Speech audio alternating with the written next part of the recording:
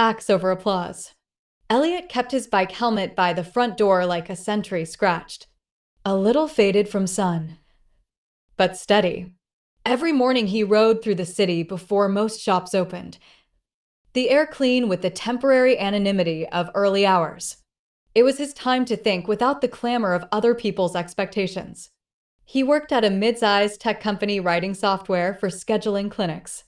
The job was steady, intellectually demanding, and, importantly, useful. Every function he wrote that actually worked meant fewer mistakes at the clinics and a shorter wait time for people who already had so little time to spare. That knowledge steadied him more than praise ever did. Elliot's classmates from university often chose a different course. Some chased awards, grants, and public recognition. They posted conference shots, curated achievements like artful plates on a table. Elliot admired their successes in a distant way. There was a thrill to recognition, he felt it. The little spike of dopamine when someone acknowledged work publicly, but he never desired it as the North Star. To him, merit meant quiet acts that left systems slightly kinder and people slightly less burdened. One evening, after a long day debugging a particularly stubborn queuing algorithm, Elliot lingered at his desk watching a forum thread where users wrote about long waits at a community clinic. One message, from a woman named Maria, stood out. She described bringing her elderly father for a minor procedure and waiting for hours, his pain compounded by the exhaustion of bureaucracy more than anything else. He reread the post twice. Maria's account pulsed with precise detail. It was the kind of problem his company existed to solve. He wrote back not as a company representative, but as a person, "I'm sorry you had to wait. If you're comfortable sharing, what part of the process took the longest?" No official tone. No marketing polish, just curiosity and a readiness to listen. Maria responded, surprised that someone would ask. Over the next week, she described the process bit by bit, unclear pre-visit instructions, a phone line that disconnected, a receptionist forced to juggle 3 tasks at once. She offered specifics Elliot could map to features in the software. Elliot, at work. Elliot brought the conversation to his team. They could have framed it as a user story done, shipped, celebrated. But Elliot pushed for something else, a quiet pilot that involved clinic staff, not a flashy press release. The team built a simple improvement, clear pre-visit text messages, a one-click check-in, and a dedicated fallback line for patients with limited English proficiency. No ribbon-cutting ceremony, no blog post spotlight. The change went live in a small district clinic tucked between a bakery and a laundromat. 2 months later, Maria posted again. "Father's appointment took 20 minutes, she wrote. It felt like someone had thought about us." The message gathered no corporate fanfare. But in Elliot's inbox, it was a small, warm thing. He felt the same steady satisfaction that came from fixing a hard bug, only this time the fix eased someone's real-world stress. The world had not changed overnight. The clinic still struggled in other ways. But one family's evening had been reclaimed. Elliot's friend Nora, a marketing director, visited him for coffee a few weeks later. She ruffled the edge of his journal and laughed. "You should tell people this," she said. "Your company should promote it. It's a good story." He sipped his drink and considered her. "I want the clinics to be better," he replied. "If the story helps with funding or adoption, fine. But I don't want the work to become a campaign about me." Nora tilted her head. "Why not? Recognition can multiply impact. People trust stories." "That's true," Elliot agreed. "But I worry when the story begins to obscure the work. If praise becomes the goal, attention might start guiding decisions. We'd optimize for applause rather than patient needs." She pressed him gently. "Isn't it the same difference if more people use the product?" Elliot smiled. "Perhaps. The difference matters to me in how we measure success. Did we make the appointment better because we wanted to help, or because we wanted headlines?" They debated lightly, the way friends do around coffee. Nora's arguments were compelling. Visibility often scales good ideas, but Elliot's conviction remained quieter. He didn't dislike success. He only distrusted the soft creep of vanity. He wanted to be the kind of person whose compass pointed toward durable improvement, not toward flattering light. Weeks turned into months. Elliot began volunteering 2 evenings a week at a community center that taught digital literacy to older adults. He taught small classes, how to schedule appointments online, what to watch for in scam emails, how to set accessibility preferences on their phones. No one filmed the lessons. No plaque commemorated his time. One woman named June, who had a habit of knitting while she learned, brought cookies the first week and later told him she'd use the class to keep her doctor's appointment on time. These small, unrecorded successes piled up in his mind like savings slow, accruing, real. At work, a senior manager proposed turning the clinic improvements into a platform feature and launching it nationally with a marketing campaign. The proposal promised metric-driven growth, awards committees, and industry recognition. The company's leadership room hummed with the potential for scale. It also raised complex questions about cost, resource allocation, and fidelity to the original aim, helping people navigate healthcare, not selling an image of efficiency. Elliot was asked to present the pilot's results, an unusual honor. He stood before the room and described not only the numbers, but the stories behind them. The mother who brought her kids, the receptionist who said triage felt less frantic, Maria's brief message about her father. He didn't ask for prizes. He asked the team 2 questions. What happens to the clinics least able to pay if we scale this as a premium feature? And who will maintain the human channels when automation fails? The questions were uncomfortable. They forced a balance between ambition and care. The board appreciated the metrics, but also the candidness.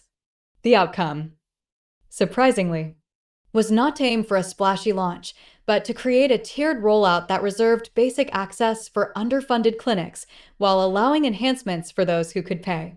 The company set aside part of its budget for maintenance and for a helpline staffed by people, not bots.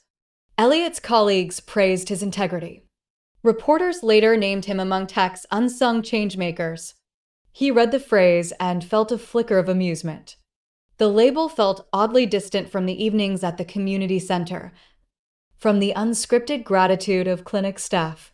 It was pleasant to be noticed, but it was not the reason he kept fixing problems after hours. One rainy afternoon, as he locked his bike, a young engineer from another team, someone new to the city, caught up with him on the sidewalk. She had been reading about the pilot and wanted to ask a question beyond product specifics. How do you keep doing it? She asked. How do you avoid the spotlight distracting you? Elliot paused. The rain softened the city's edges, and for a moment he felt like the kind of teacher he had been at the community center, explaining something practical but important. I try to remember 3 things, he said. First, the work is for people, not for my resume. Second, the simplest improvements are often the most ethical. Complex solutions can create new problems. Third, recognition is a byproduct, never the aim. If recognition comes, I use it to amplify the work, not to rest on it. She nodded as if tasting the idea. And if it doesn't come, then I do the work anyway, he said. The truth is, we all have limited time. We make priorities. I choose to spend mine where I can leave things a bit kinder. The young engineer walked away with a new problem to solve and a fresh guideline for how to design it. Elliot watched her go, thinking of the small ripple she might create. That night, before bed, Elliot opened his journal. He did not write to commemorate awards or to polish anniversaries. He listed small lessons learned that week, a receptionist's suggestion to simplify a message, June's patience in asking the same question twice, June, the way a well-worded text could ease someone's anxiety. The list felt sufficient. He closed the journal and, by habit, checked his messages one last time. Maria had sent a photograph of her father smiling. A caption that read simply, He didn't dread the trip this time. Elliot set the phone face down. The city outside his window throbbed with ambition and pomp and the ceaseless appetite for notice. He had no objection to those pursuits. They were useful in their way. But he had chosen a different form of purpose, one that measured worth not by applause, but by whether a moment of someone's life was improved. He was not indifferent to recognition. He simply trusted a different calibration internal to himself. In the quiet before sleep, Eliot imagined a city where more people calibrated their aims the same way, where work was guided by care, scaled by humility, and celebrated when celebration could multiply good. It was a small picture, not a manifesto. The next morning, he would bike through the same streets, head full of marginal improvements, hands ready to tinker for the next person whose day needed less friction. And so he lived, attentive in small things, deliberate in larger ones, always preferring merit as a practice rather than a trophy. The world kept demanding headlines. He kept answering the quieter call. Altruism, selfless concern for the well-being of others, often expressed through voluntary actions that benefit someone else. His altruism led him to volunteer at the clinic every week, regardless of recognition. Vocation, a strong feeling of suitability for a particular career or occupation, often regarded as a calling that requires dedication. She treated teaching not as a job, but as a vocation that shaped every decision she made. Unsung, not praised or widely recognized despite doing valuable work. The unsung heroes of the hospital worked night shifts without fanfare, ensuring patients received continuous care. Humility, a modest or low view of one's own importance. The quality of being humble. He accepted praise with humility, redirecting attention to the team that had done the work. Integrity, adherence to moral and ethical principles. Honesty and consistency of character. Her integrity prevented her from cutting corners even when deadlines loomed. Magnanimity, generosity of spirit, especially in forgiving or overlooking petty resentments and giving credit to others. His magnanimity was evident when he credited junior staff for the project's success. Solicitous, showing care, concern, or attentive interest in another's well-being. The nurse's solicitous manner calmed anxious patients in the waiting room. Byproduct, an incidental or secondary result produced alongside a primary outcome. A byproduct of the redesign was greater staff satisfaction, not originally anticipated. Pilot, a small-scale preliminary study, trial, or implementation used to test feasibility before wider rollout. They launched a pilot at 3 clinics to measure the software's real-world impact.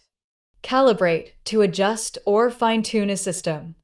Instrument, or approach to ensure accurate or optimal performance. Engineers calibrated the system to reduce wait times without sacrificing accuracy.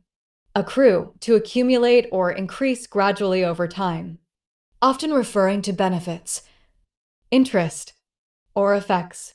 Small acts of service accrued into a profound sense of community trust. Prosaic, commonplace, or ordinary, lacking in imagination or poetic beauty. The changes were prosaic, clearer instructions and simpler forms, but their effects were significant. Steadfast, firmly fixed in place or purpose. Resolutely loyal or unwavering. Her steadfast commitment to patients made her a pillar of the clinic. Empathy, the capacity to understand or feel what another person is experiencing from within their frame of reference. Practicing empathy allowed him to design features that addressed real human frustrations. Pragmatic, dealing with problems or situations in a practical, sensible, and results-oriented manner rather than theoretically. He adopted a pragmatic approach, preferring small, testable improvements over grand promises.